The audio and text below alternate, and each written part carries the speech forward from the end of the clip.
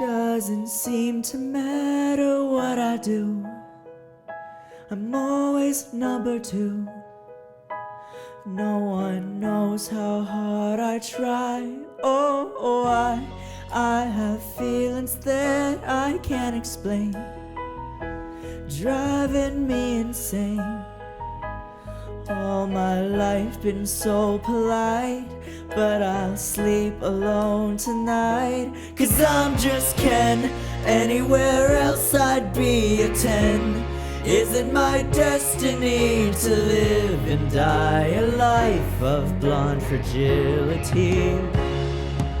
I'm just Ken, where I see love she sees a friend. What will it take for her to see the man behind the tan and fight for me?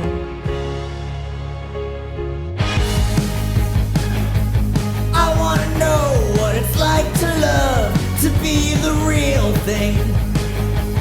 Is it a crime? Am I not hot when I'm in my feelings?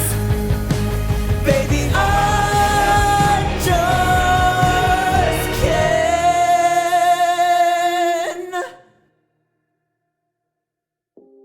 What is going on, guys? Welcome back to the channel, and as you know, I have been reviewing every single film that was nominated for Best Picture at this year's Oscars. If you want to hear my thoughts on a ton of those movies, they're all on my channel right now. Go ahead and check them out, because the only films that I have left to review are the film we're talking about today, and then Oppenheimer, the big one. And today we are finally reviewing Barbie, directed by Greta Gerwig and co-written by her and her husband, Noah Baumbach. This film tells the story of Barbie, who, despite the seemingly constant utopia that is Barbie Land, begins to experience concerning existential thoughts that break the status quo established in her world, and sets out on a quest into the real world to discover the truth behind this shift in mindset, and does so alongside Ken, who undergoes his own journey in discovering the real world. So going into this movie, obviously my expectations were through the roof. Greta Gerwig is one of my favorite filmmakers, and I think that she is one of the best filmmakers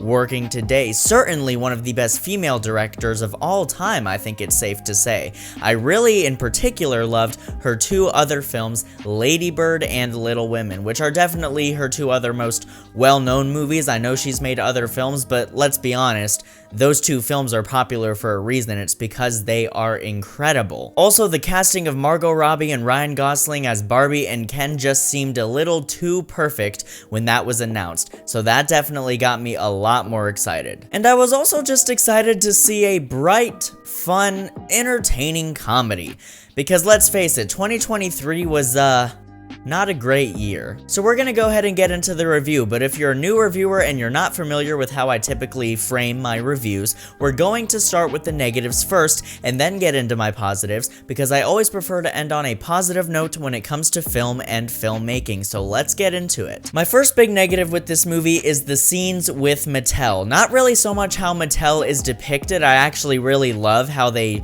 take jabs at Mattel and take shots at Mattel throughout the movie. I think it's very clever. But the scenes with Mattel, I just found the comedy in those scenes to not work as well as the comedy throughout the rest of the film. I found it a little cringe, to be completely honest with you guys, and I found a lot of the writing in those scenes to just not...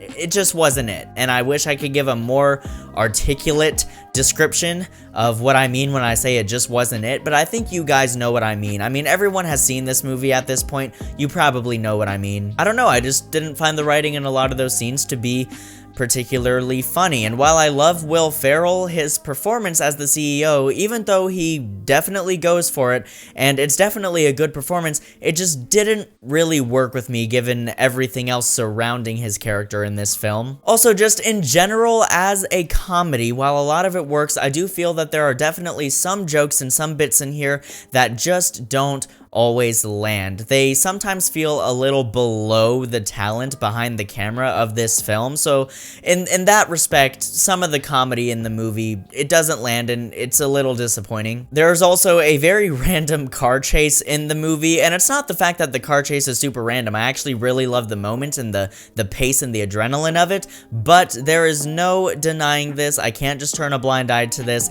It is so obviously product placement for Chevy. The lighting, the camera work, it is all filmed exactly like a car commercial, and it did kind of take me out of it a little bit the first time I watched the film. And my final negative with the film, and I want to preface this with, I do not want to be lumped in with the shit show that is pretty much every conservative commentator online who has made reviews of this film. Ben fucking Shapiro. Don't even get me started. It's just a big part of the reason why I want to emphasize that I very much strongly agree and stand with the messages that this film is promoting about society and feminism and the patriarchy and all of that stuff. My criticism with it is that sometimes, it does feel a little heavy-handed. And one of the things that I love about Greta Gerwig's other films is that they're all so beautifully subtle with their messaging. Whereas this film, even though for the most part I think it handles it very well, and we'll talk about that in the positives, does sometimes fall into the trap of just outright explicitly in a long monologue stating the thesis and the message of the film, and it gets to the point where it just feels like Greta Gerwig is just like sitting you down in a timeout room and like giving you a lecture. And while I would much prefer to receive a lecture from Greta Gerwig than say somebody like Candace Owens or Brett Cooper, it didn't change the fact that it does feel very heavy-handed. But that honestly wraps it up for my negatives, so let's get into the positives because there are a lot with this film. If you can't tell with how I open the video, I do quite love this movie. First of all, you all know this, we all know this, we've been known this, but Margot Robbie and Ryan Gosling are just so perfect. This is potentially the most perfect casting for a comedy that I've honestly ever seen in my lifetime anyway. Margot Robbie brings such a beautifully nuanced performance to this character, one that was very unexpected for most people, I think. And Ryan Gosling, I mean, what can I say about Ryan Gosling that hasn't already been said, especially about his performance in this movie? He is Ken. He is this character, he became this character, he is having such a blast on screen, and you can tell, and I think that that is one of the biggest virtues of any comedy. I think it is so necessary for the audience watching a comedy that they are able to tell that the actors are having fun on screen. As an audience, you're going to reciprocate that joy, and Ryan Gosling more than met that standard for me when it comes to comedies. He is so hilarious in this movie. I just have so many moments playing through my head right now of his comedic timing is just absolutely genius. I love Ryan Gosling. Who doesn't love Ryan Gosling? One of the best actors currently working in Hollywood, especially with comedic timing. Also, just the way everything is presented, the production design and the costumes, it is all beautifully done, truly masterful works of art. Barbie Land in particular, the design of it, they really brought this fictional world to life, and it is such a joy to be in, to spend time in, and to look at and experience through these brilliant performances. There is a lot of pink, so much so that apparently there was actually like a national shortage of pink paint because of how much pink paint they use for this movie, which is fucking hilarious. Now honestly, going in to rewatch this movie for this review, I was kind of worried that maybe the movie wouldn't have that much rewatch value, you know, maybe the pacing wouldn't feel as fast as it did on my initial viewing in the theater. But damn was I wrong. Those worries were completely thrown out the door when I was rewatching this movie, and it solidified my stance that this film is genuinely perfectly paced. It is so entertaining. It is consistently entertaining throughout. It is one of the most entertaining comedies that I've seen in a very, very long time. And on that note, as a comedy, I think it works mostly extremely well. It is a genuinely funny movie. It's genuinely hilarious. I would say like 90 to 95% of the humor really lands for me, especially on rewatch. There were jokes that the first time I watched it didn't quite land, but on rewatch it actually did get a laugh out Academy. There's a lot of really clever humor in the movie, as well as some not so clever humor in the movie that still works extremely well. And again, I think that is a testament to the comedic timing of Margot Robbie and Ryan Gosling. But let us not overlook Simu Liu. He is my favorite Ken in the movie, just in regards to comedic timing, how many times he made me laugh. Simu Liu is truly a standout in this film as Ken, as one of the Kens. Yeah, I don't know, it's just a genuinely funny movie, and it's so fun to watch, and there's so many jokes like going rapid fire through my brain right now that I'm thinking about, and I could talk about them, but then this video would be like 6 hours long, so not gonna waste your time. If you've seen the movie, you know how funny it is. I also thought that the soundtrack to the film was absolutely astounding. The music, all of it, almost all of it, is so well performed and produced and also utilized within the film. It also gets surprisingly emotional, but we'll get to that. The way the film explores the human condition and what it means to be human, and also the critiques it makes of the real world in regards to the patriarchy, feminism, and just society in general, is deeply nuanced. Surprisingly so, almost deceptively so, because apparently there's a large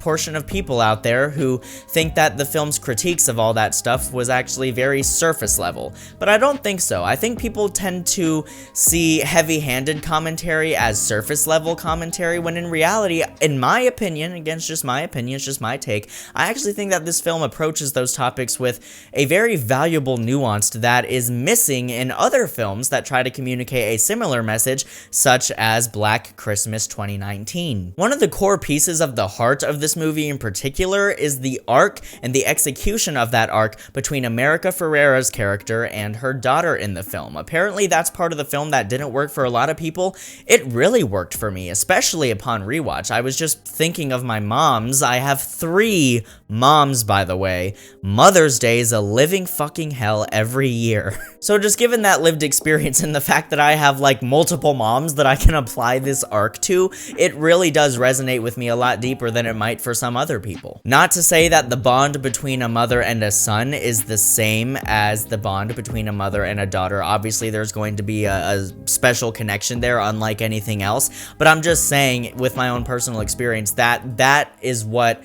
made that arc work for me. Also, the third act of the movie is the most entertaining portion of the film for me, and I just love the way it satirizes masculinity and a lot of common tropes and stereotypes of masculinity throughout the ages. The guitar playing, the mansplaining of different films, particularly The Godfather, which is the one used in this movie. It's just so hilarious because I hate to admit this, but feel my Kenergy for a second. I have been that cringe-ass motherfucker playing a cheesy song on the guitar during a sunset, staring uncomfortably for 4.5 minutes into my boyfriend's eyes. Like, I have been the person who has done that, and it's just... It resonated with me very deeply. I felt very called out, not offended. I thought the way that they handled it was actually very sensitive, but it was just, I'm kind of getting away from the point. It genuinely, first and foremost, is just fucking hilarious, and also very accurate, as much as many people would not want to admit that. But really, the heart and soul of this movie, and the reason why it means so much to me, at least the scene that made me realize how much this movie actually means to me, is, of course, you guessed it, the finale. And I'm not going to spoil anything, even though everybody's seen this movie. This is not a spoiler review, but you know what I'm talking about. The use of Billie Eilish's What Was I Made For is soul-crushing. It brings tears to my eyes every time I watch the film, and I'm tearing up just thinking about it right now. Give me a second. It's just so powerful. It really is. It is so deeply impactful for a multitude of reasons. Not only is Billie Eilish's vocal performance on the track completely infectious, and it gets into your heart, pulls on those heartstrings, gets into your head and your mind. It really does resonate with you, but also the visual look of the scene is so gorgeous and ethereal, and the overall tone and also the dialogue. It's just, it's so good. It's so good. It's genuinely very profound, which is probably the most unexpected aspect of the movie when I was going into it to watch it for the first time. It just leaves you thinking about these deeply existential things about what it means to be human, and for female audiences and women identifying audiences, what it means to be a woman, the experience of girlhood, the different struggles that come with that. Obviously, it's going to resonate with that audience a lot deeper, and, or maybe not deeper, but like more close to home than it is for me, obviously, but it still resonated with me very deeply, and I think that speaks to how genuinely well crafted these messages are in the film, how well communicated they are. There's people out there that think this movie is completely man-hating and it just hates men, whereas I'm on the complete opposite end of the spectrum. You can have a feminist film that also sympathizes with men, and this movie definitely does that. I felt understood by this movie. Ken's entire arc is all about that.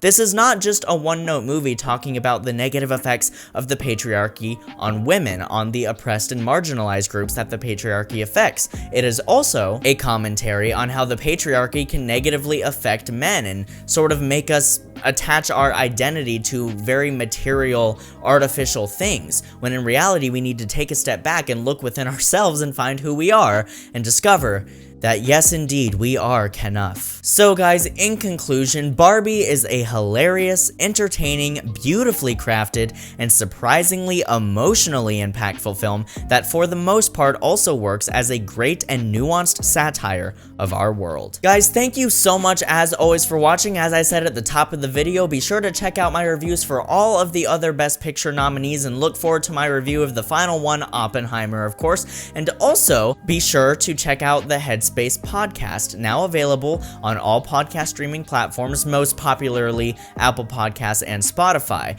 Look forward to episode 5 of that podcast, which is going to be about the film The Girl with the Dragon Tattoo, David Fincher's magnificent version from 2011. I'm super excited to talk about that movie. I've never talked about it once in depth on this channel. Also, be sure to follow me on my socials. You can follow me on Instagram at @TheXavierReichbaum to follow my personal and creative endeavors, and you can also follow me at Headspace Productions on Instagram, which is the official account for my production company, Headspace Productions. Guys, thank you so much as always for watching. I will see you in the next video, and always remember, men watching this video, you are Kenough. Seriously though, thank you guys so much as always for watching. I will see you in the next video, and until then, keep writing, keep shooting, and keep editing.